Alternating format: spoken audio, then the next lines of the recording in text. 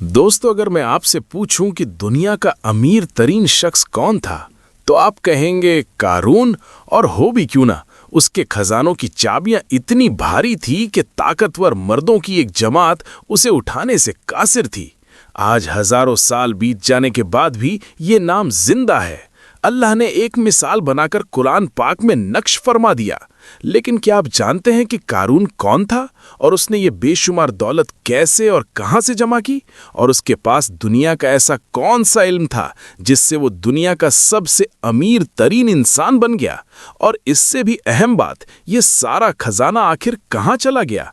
और क्या दुनिया का कोई इंसान इस खजाने का कोई सुराग लगा पाया? आज आपको बड़ी हैरान करने वाली जानकारी बताएंगे जो शायद आपने इससे पहले कभी ना सुनी हो। इसलिए वीडियो को एंड तक जरूर देखिएगा। सबसे पहले जानते हैं कारून कौन था।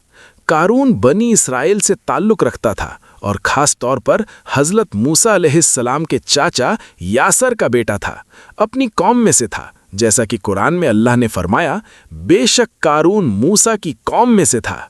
बाज़ उलमा के मुताबिक कारून अपनी जिंदगी के इब्तिदाई हिस्से में हजरत मूसा अलैहिस्सलाम का पैरोकार था और वो बहुत ज़्यादा इबादत गुजार था। यहाँ तक कि उसने बनी इसराइल में दूसरे लोगों के मुकाबले इबादत में ऐसा दर्जा हासिल कर लिया था जो किसी और को नसीब नहीं हुआ। ये भी कहा जाता है कि वो 40 साल तक एक पहाड़ी पर अल्लाह की इबादत में लगा रहा। उसके इस अमल और तरात की खूबसूरत तिलावत की वजह से उसे अल मुनव्वर यानी नूर वाला भी कहा जाता था। अगरचे बाज़ उल्मा ने इन रिवायतों को मुस्तरद किया है और उनकी तस्दीक के लिए कोई सही दलील नहीं मिली, लेकिन इसके खजानों का जिक्र कुरान में मौजूद है। जब ये अपने घर से निकलता तो इसके साथ एक बड़ी जमात इंसानों की खजानों की चाबियां लेकर चलती थी और जो भी इसे देखता वो इसकी तरह किस्मत वाला बनने की ख्वाहिश करता था। लेकिन कारून को इसकी इस दौलत ने इंतहाई मगरूर बना दिया। बज़ाहिर तो वो एक मुसलमान था और तरात को बड़े खूबसूरत अंदाज में तिलावत करता था, मगर तकब्बुर ने उसके ईमान को अंदर से खोखला कर दिया था। जब बनी इसराइल पर ज़कात का हुक्म नाजिल हुआ तो हज़रत मूसा अलैहिस्सलाम ने कारून पर भी ज़कात देने के लिए कहा। उस वक्त कारून ने हज़रत मूसा अलैहिस्सलाम से ये अहद किया, ये वादा किया कि वो अपनी दौलत के 1000वें हिस्से की ज़कात निकालेगा। लेकिन जब उसने घर पर जाकर हिसाब लगाया तो उसके खजानों में से ये भी बहुत ज़्यादा थी। कहने लगा कि ये जो कुछ दौलत मेरे पास है ये मेरी जहानत और मेहनत का नतीजा है, इसमें भला अल्लाह पाक का क्या कमाल। कौम के लोगों ने उसे बहुत समझाया। हज़रत मूसा अलैहिस्सलाम ने भी उसे नसीहत की, लेकिन वो अपनी तकब्बुर और गुरूर से बाज ना आया।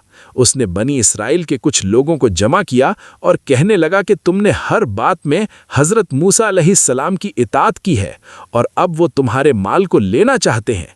और इस तरह दोस्तों, कारून ने बनी इसराइल को बहकाना और गुमराह करना शुरू कर दिया और एक ऐसा नापाक मंसूबा बनाया। उसने एक औरत को अपने खजाने की लालच देकर इस बात पर आमादा किया कि वो लोगों के सामने हज़रत मूसा अलैहिस्सलाम पर जिना की तोहमत लगाए। उसने सोचा कि अगर ऐसा हुआ तो बनी इसराइल हज़रत मूसा अलैहिस्सलाम को छोड़ देंगे। एक रोज़ हज़रत मूसा अलैहिस्सलाम अपनी कौम को वाज और नसीहत फरमा रहे थे, वो औरत भी वहां पहुंच गई। जैसे ही उस औरत ने कुछ कहने को चाहा, लेकिन हज़रत मूसा अलैहिस्सलाम के नूर और चेहरे के जलाल देखकर वो कांपने लगी। हज़रत मूसा अलैहिस्सलाम ने फरमाया, उस ज़ात की कसम जिसने बनी इसराइल के लिए दरिया फाड़ दिया और उसमें रास्ते बनाए और खैर व आफियत के साथ फ़िरौन से निजात दिलाई, तो जो सच बात है तेरे मन में वो कह दे। वो औरत हज़रत मूसा अलैहिस्सलाम का ये जलाल देखकर कांपने लगी और जो सच था वो कह दिया कि मुझे कारून ने अपने खजाने का लालच देकर इस काम को करने के लिए कहा था। हज़रत मूसा अलैहिस्सलाम को ये बात इतनी नागवार गुजरी कि आपने फ़ौरन सजदे में जाकर अल्लाह से दुआ की, ऐ अल्लाह, कारून पर अपना कहर गज़ब नाजिल फरमा। दोस्तों, कहा जाता है कि कारून पर अल्लाह ने ऐसा अजाब नाजिल फरमाया कि ये कारून अपने खजानों समेत और उसका आलीशान महल सब जमीन में गर्क हो गए। दोस्तों, वो कारून जिसके खजानों की कभी एक मिसाल हुआ करती थी, चंद लम्हों में जमीन के अंदर गर्क हो गया। कहा जाता है कि कारून ने इतनी दौलत तो इकट्ठी कर ली थी कि उसकी मिसाल तारीख में नहीं मिलती, लेकिन आखिर कारून ने ये दौलत इकट्ठी कैसे की थी, इस बारे में कई रिवायतें मशहूर हैं। पहली रिवायत के मुताबिक वो तिजारत का काम किया करता था, जिसमें वो बहुत ज़हीन और माहिर था, जिसके ज़रिए उसने ये माल इकट्ठा किया। दूसरी रिवायत ये है कि कारून को कीमिया का इल्म हासिल था, जो कि एक चीज़ को दूसरी चीज़ में तब्दील करने का इल्म कहा जाता है। कहा जाता है कि वो खालिस कीमियाई इल्म से मिट्टी को सोना बना दिया करता था, जिसकी वजह से उसने ये बेशुमार माल दौलत जमा कर लिया और उस वक्त का सबसे अमीर तरीन इंसान बन गया। और तीसरी रिवायत यह है कि उसको इसमें आम का इल्म था, जिसके जरिए अगर कोई सवाल करे तो उसे अता किया जाता है और अगर कोई पुकारे तो उसकी पुकार कबूल हो जाती है। उसने अल्लाह से माल का रिस्क मांगा, अल्लाह ने उसे कबूल कर लिया और वो दुनिया का अमीर तरीन शख्स बन गया। एक और बात जो कारून के बारे में बयान की जाती है कि ये अपने ज़माने में वो वाहिद शख्स था जिसे पहाड़ों से सोना निकालने और उसको ईंटों में तब्दील करने का इल्म हासिल था। दोस्तों, जो ज़ात सब कुछ अता करने की ताकत रखती है, उसके लिए इस दौलत से महरूम करना कोई बड़ी बात नहीं। कारून को अल्लाह ने आने वाले लोगों के लिए इबरत का निशान बना दिया। कारून के इस खजाने को लोगों ने बहुत तलाश करने की कोशिश की, लेकिन आज तक कोई सुराग नहीं मिल सका। दुनिया के अमीर तरीन शख्स कारून का खजाना हमेशा के लिए राज बनकर रह गया। प्यारे दोस्तों, 3000 साल के बाद फिरौन की लाश के साथ में हुआ अल्लाह का ऐसा करिश्मा जिसे देखकर पूरी दुनिया हैरान रह गई। दरअसल हुआ ये कि 3000 साल के बाद फिरौन की लाश से अचानक से आवाजें आने लगी, यानी कि फिरौन की लाश अचानक से बोलने लगी, जिसे देखकर वहां पर मौजूद हर किसी की चीखें निकल गईं। लोग अल्लाह अकबर के नारे लगाते हुए वहां से भाग निकले। और यही नहीं, इस पूरे वीडियो को देखकर आप लोग भी हैरान और परेशान रह जाओगे और आपका अल्लाह पर भरोसा और ज्यादा मजबूत हो जाएगा।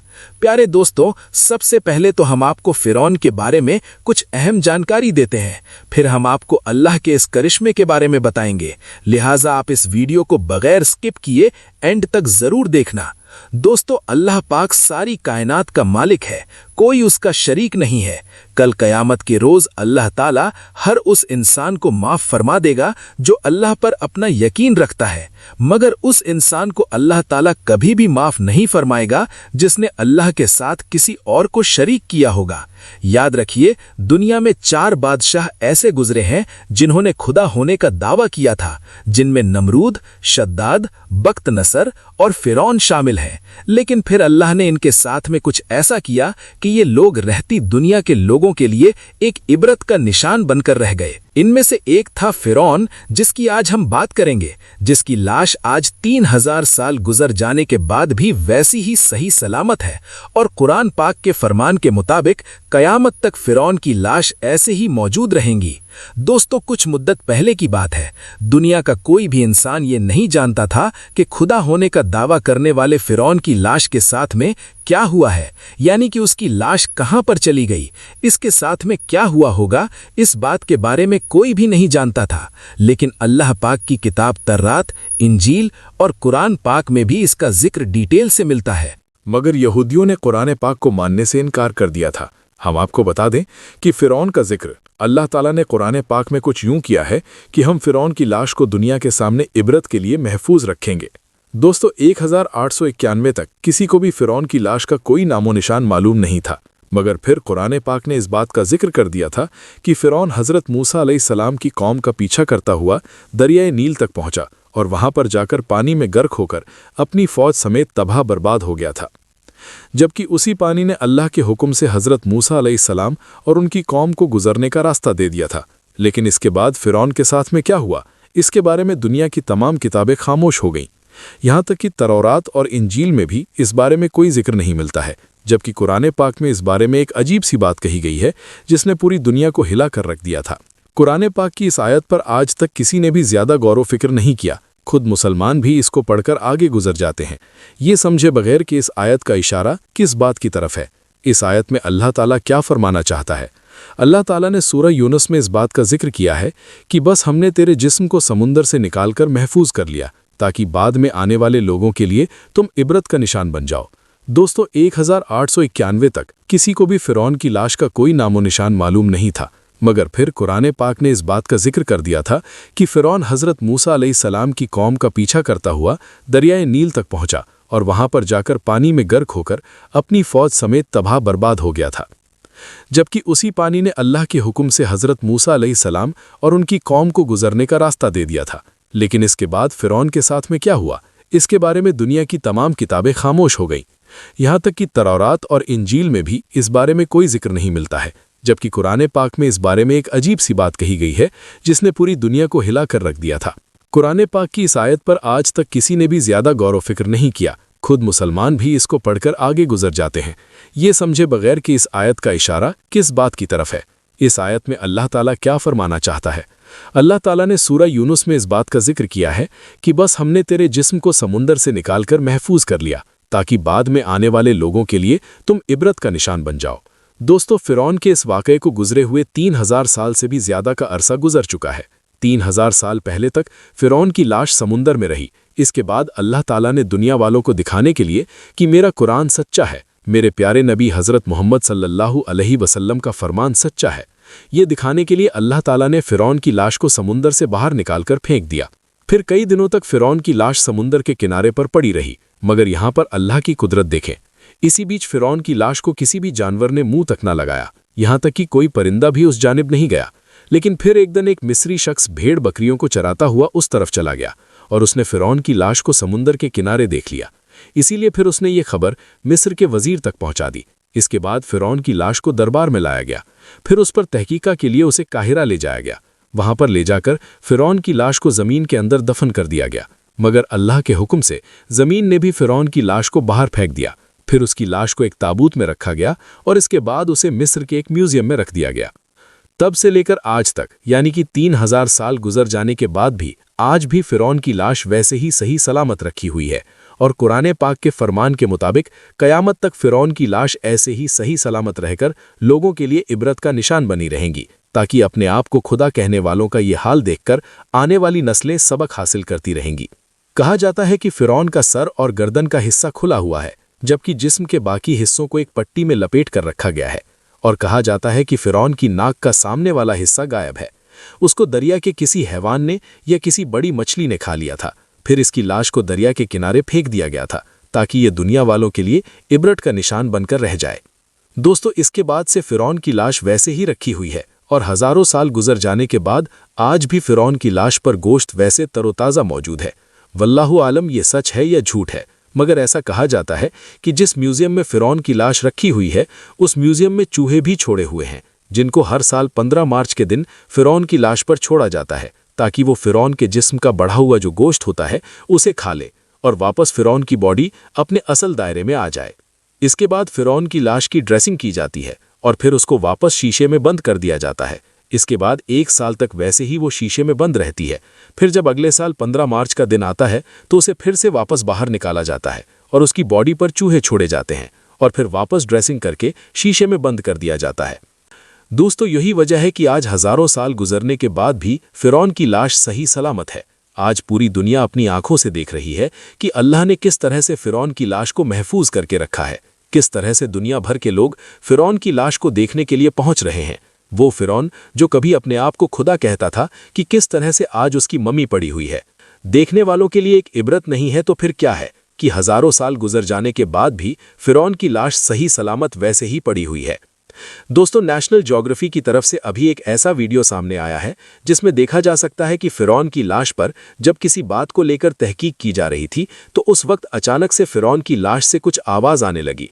कहा जा रहा है कि फ़िरौन की ज़बान से जो अल्फाज निकले थे वो इब्रानी ज़बान के अल्फाज थे और समझने वालों ने बताया है कि फ़िरौन की ज़बान से जो लफ्ज़ निकले थे उनका मतलब पता नहीं है। कुछ कहते हैं यानी कि कुछ लोगों का ये कहना है कि फ़िरौन की लाश अब अल्लाह अल्लाह पुकार रही है। हालांकि कुछ साइंसदानों का ये भी कहना है कि पूरी दुनिया में इस वक्त इब्रानी ज़बान बोलने वाला कोई आदमी नहीं मिला और ना ही इस भाषा को समझने वाला कोई ज़ाहिर तौर पर मिलता है।